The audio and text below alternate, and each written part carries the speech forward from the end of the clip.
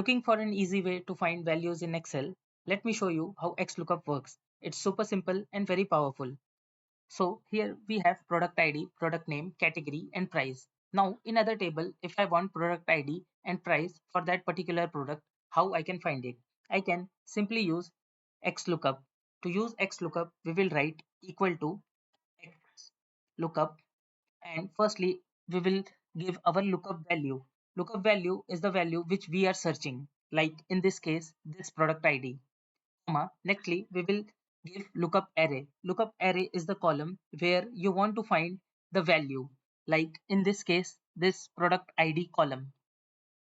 Next we will have to give return array. It is the column with the result which we want to get back, in this case which is the price column.